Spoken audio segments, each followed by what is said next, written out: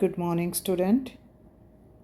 आज हम अपने बीए फर्स्ट ईयर के फर्स्ट सेम प्राचीन भारतीय इतिहास उसके बारे में जो इम्पोर्टेंट क्वेश्चन हैं उनको यहाँ डिस्कस करेंगे। फर्स्ट यूनिट के क्वेश्चन हैं भाई, जो यहाँ बताएंगे भी। जो 2 नंबर में आपके आए हुए हैं वहाँ पे ही आपको दिखेगा, और कई बार क्या होता है ये कंपटीशन में भी क्वेश्चन आ जाते हैं तो उनके बारे में बताया जाएगा भाई। तो फर्स्ट क्वेश्चन अपना क्या है, इतिहास का अर्थ क्या है। इम्पोर्टेंट है भाई ये। इतिहास 3 शब्दों से मिल करके बना है, इति है और आस, जिसका अर्थ क्या है, निश्चित रूप से ऐसा हुआ था। दूसरा हमारा जो क्वेश्चन है वो है गेस्टिटे। इतिहास शब्द जर्मन भाषा के गेस्टिटे शब्द से बना है भाई। उसके बाद जो थर्ड क्वेश्चन है अपना बहुत इंपॉर्टेंट है भैया, आपका कंपटीशन में भी आता है। इतिहास का जनक किसको माना जाता है, इतिहास का पितामह या पिता किसको माना जाता है, और वो कहाँ के रहने वाले थे। तो वो यूनानी इतिहासकार थे भी, उनका नाम है हेरोडोटस, जिनको इतिहास का जनक माना जाता है। कई बार ये आपका 2 नंबर में ये भी पूछा जाता है और हिस्टोरी का भी पूछा जाता है, तो इम्पोर्टेंट है। हिस्टोरी का इनकी पुस्तक थी भाई। फिर पूछा जाता है वेदों की संख्या कितनी, ये भी पेपर में आया है। वेदों की संख्या क्या है, 4 है। सामवेद, अथर्ववेद, ऋग्वेद, यजुर्वेद है भाई। और सबसे प्राचीन वेद कौन सा, ये भी मोस्ट इम्पॉर्टेंट क्वेश्चन है भाई। ऋग्वेद है और इसमें 1028 मंत्र हैं, 10 मंडल हैं। पुराणों की संख्या कितनी है, कई बार ये पूछा जाता है, तो 18 है। गायत्री मंत्र किस वेद में मिलता है, ये भी इम्पोर्टेंट है भाई आपका, तो ये ऋग्वेद में प्राप्त होता है। फिर आपका ये कंपटीशन में पूछ लिया जाता है कि उपनिषदों की संख्या कितनी है, तो 108 है। ये आपका कंपटीशन में भी पूछा जाता है भाई। भारतीय दर्शन की जानकारी कहाँ से प्राप्त होती है, तो उपनिषदों से प्राप्त होती है। ये आपका 2 नंबर में मनुस्मृति भी आया हुआ है भी, सबसे प्राचीन स्मृति है। और इसमें क्या है, हमें धर्मशास्त्र और कानून की जानकारी प्राप्त होती है। फिर आपका ये 2 नंबर में पेपर में आया हुआ है महर्षि वाल्मीकि। अब देखिए हमारे यहाँ 2 महाकाव्य हैं, रामायण और महाभारत, जिसमें से रामायण के जो रचनाकार हैं वो महर्षि वाल्मीकि हैं। फिर वेद व्यास का भी 2 नंबर में आया हुआ है भाई, ये भी महाभारत के रचनाकार हैं, और महाभारत क्या सबसे भारत का सबसे बड़ा महाकाव्य माना जाता है भाई।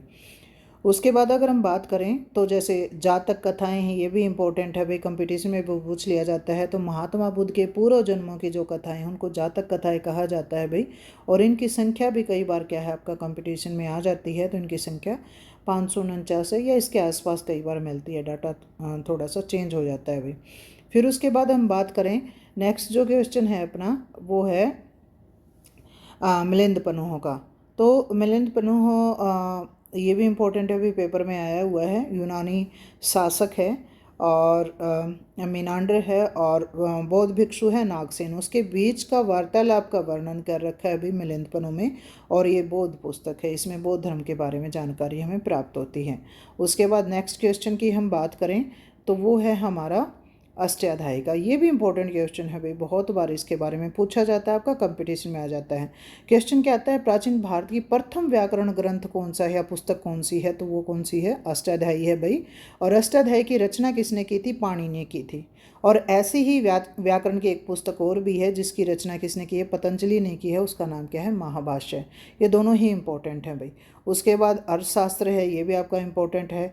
अर्थशास्त्र की रचना कौटिल्य ने की थी। कौटिल्य को देखो चाणक्य, विष्णुगुप्त, अनेक नामों से जाना जाता है। और कई बार पूछा जाता है अर्थशास्त्र का विषय कौन सा है। नाम तो देखो अर्थशास्त्र लगता है आर्थिक विषय से संबंधित होगी, लेकिन ये राजनीति विषय है भाई, राजा की कूटनीति, उन सब के बारे में जानकारी। और ये 15 खंडों में विभाजित हैं। उसके बाद इंपॉर्टेंट क्वेश्चन है भाई, आपका पेपर में भी आया हुआ है, विशाखा दत्त। और इसने मुद्रा राक्षस और देवी चंद्रगुप्तम की रचना की है भाई। मुद्रा राक्षस देखो मौर्य काल की चंद्रगुप्त मौर्य के बारे में जानकारी देते, उसके जीवन के बारे में बताती है। देवी चंद्रगुप्तम में हमें गुप्त काल की जानकारी प्राप्त होती है भाई। उसके बाद ये भी बहुत इम्पोर्टेंट पुस्तक है भाई, राजतरंगिणी, जिसकी रचना कल्हण ने की है। 12वीं शताब्दी के इतिहास की जानकारी ये देती है, और कश्मीर के इतिहास की जानकारी देती है। तो ये कल्हण के द्वारा रची गई पुस्तक है भाई, ये भी इम्पोर्टेंट है, 2 नंबर में आपकी आई हुई है। फिर पृथ्वीराज रासो, ये भी महत्वपूर्ण पुस्तक है भाई, चंद्रवरदाई ने इसकी रचना की है। पृथ्वीराज चौहान के बारे में ये जानकारी देते हैं, ये इसके मंत्री भी हैं और इसके मित्र भी थे भी पृथ्वीराज चौहान के। मैगस्थनीज भी इम्पोर्टेंट है भाई, ये भी पेपर में आया हुआ है आपका। यूनानी शासक सेल्यूकस का राजदूत था भी ये, इसने इंडिका नामक पुस्तक लिखी है और ये चंद्रगुप्त मौर्य के दरबार में रहा था भी कुछ साल। फिर उसके बाद है फाहियान, ये भी आपका इम्पोर्टेंट है और पेपर में आया हुआ है। चीनी यात्री है, चंद्रगुप्त द्वितीय के समय भारत की यात्रा करते हैं, यानी गुप्त काल में ही आए थे भाई। और इन्होंने जो पुस्तक लिखी थी उसका नाम क्या है, फाको की। ये इंपॉर्टेंट है भाई आपका, और कंपटीशन में भी पूछ लिया जाता है आपसे। फिर उसके बाद है ह्यूआनसांग, चीनी यात्री है, हर्षवर्धन के समय भारत की यात्रा करता है और इसकी पुस्तक का नाम क्या है, सीयू की।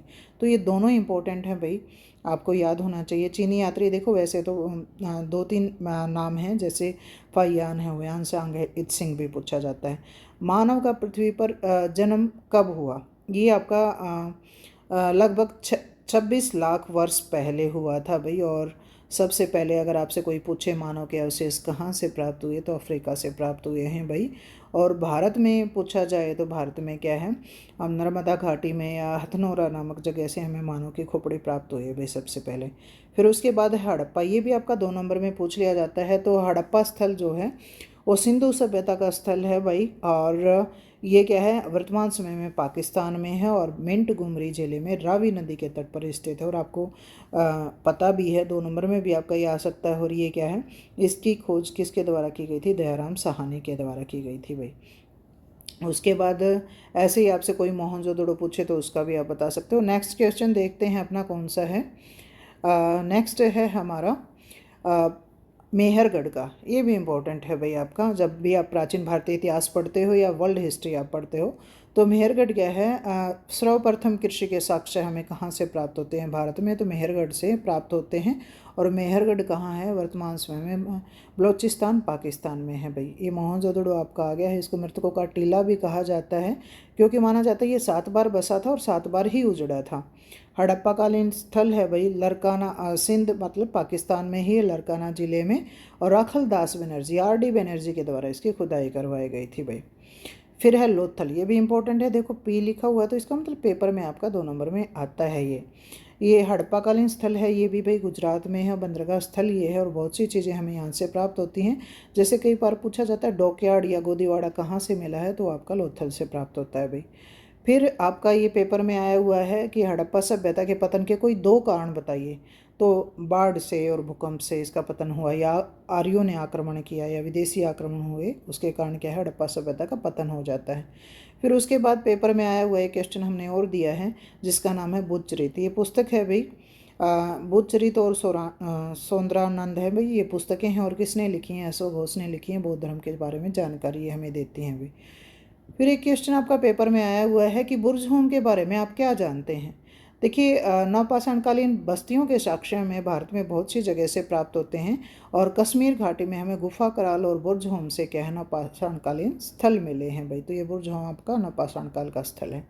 फिर है चार्ल्स डार्विन की जो पुस्तक है उसके बारे में पूछ रखा है, तो on the origin of the species पुस्तक की रचना इन्होंने की थी भाई, और 1859 में की है। और मनुष्य का विकास की अवस्थाओं के बारे में इसमें जानकारी हमें मिलती है। तो प्रारंभिक जो आदि मानव है, उसके बाद के जो मनुष्य है उसके बारे में बता रखा है भाई।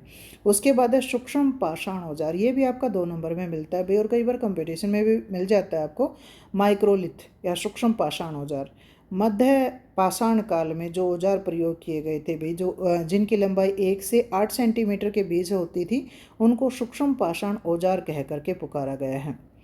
फिर है क्वेश्चन एल्बेरोनी, ये भी इम्पोर्टेंट है भाई।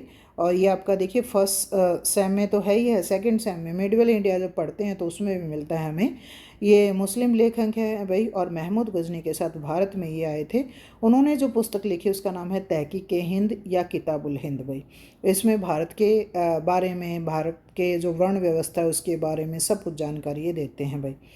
उसके अलावा है कालिदास, ये भी पेपर में आया हुआ भाई। गुप्तकालीन ये लेखक थे भी, और इनकी प्रसिद्ध जो रचना, वैसे तो देखो इन्होंने बहुत से नाटक और किताबें लिखी हैं, उसमें से प्रसिद्ध कौन सी है, अभिज्ञानम शाकुंतलम थी भाई। उसके बाद है फिरदौसी। तो फिरदौसी महमूद गजनी का दरबारी कवि था भी, और जिन्होंने शाहनामा लिखी थी। तो ये भी आपका इम्पोर्टेंट है भाई, बहुत बार कंपटीशन में भी आ जाता है, और यहाँ भी आपका 2 नंबर में भी पूछा गया है ये आपका। तो शाहनामा पुस्तक किसने लिखी है, फिरदौसी ने लिखी है।